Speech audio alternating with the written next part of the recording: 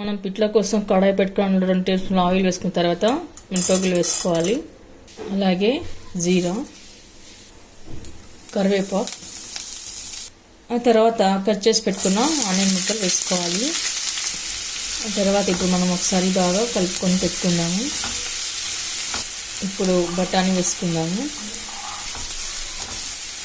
పసుపు, సాల్ట్, తర్వాత కచ్చాపచ్చగా దంచి పెట్టుకున్న 4 వెల్లుల్లి రెబ్బలు వేసుకున్నాక బాగా ఒకసారి కలుపుకొని పెట్టుకోవాలి. ఇక్కడ ఆనియన్ పిట్ల చేస్తున్నాం కాబట్టి ఆనియన్ కాస్త ఎక్కువనే వేసుకోవాలండి. అలాగే ఆనియన్ మరి మెత్తగా ఉడికించుకోరాదు, హాఫ్ కుకింగ్ అయితే సరిపోతుంది. ఈ పిట్ల కర్రీ చపాతీలోకి, పూరీలోకి, దోశలోకి చాలా బాగుంటుందండి. వీళ్ళంతా బాగా ఉడికి హాఫ్ కుకింగ్ అయిన తర్వాత ఇప్పుడు రెడ్ చిల్లీ పౌడర్, తర్వాత ధనియా పౌడర్ వేసుకొని బాగా కలుపుకోవాలి. మీకు రెడ్ చిల్లీ పౌడర్ వద్దనుకుంటే గ్రీన్ చిల్లీ అయినా వేసుకోవచ్చు. ఇప్పుడు మనం 1 టేబుల్ స్పూన్ శనగపిండి వేసుకోవాలి.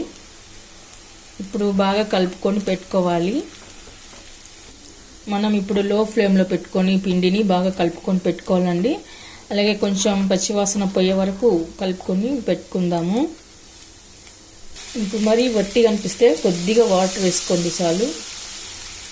అంటే మరీ డ్రైగా కాకుండా కాస్త తడిగా ఉండేట్లాగా మనం వేసి కలుపుకొని పెట్టుకుందాము. మరీ డ్రైగా కాకుండా మరీ ముద్దగా ఇలా కాకుండా ఇలా పొడి పొడిగా వచ్చేట్లాగా చూసుకోవాలండి. అప్పుడే పిట్లకు పర్ఫెక్ట్గా అయినట్టుగా. ఇందాక సాల్ట్ వేసాం కదా, ఇప్పుడు తగినంతగా చూసి వేసుకోవాలి. ఓకే అండి, పిట్ల కర్రీ అయితే రెడీ అయింది. ఇప్పుడు పైన కొత్తిమీర వేసి గార్నిష్ చేసుకుందాము.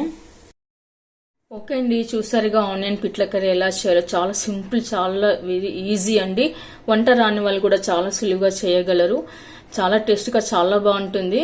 మరి మీరు కూడా ఒకసారి ట్రై చేయండి. మీకు ఎలా కుదిరిందో కామెంట్స్లో పెట్టండి, లైక్ చేయండి, షేర్ చేయండి.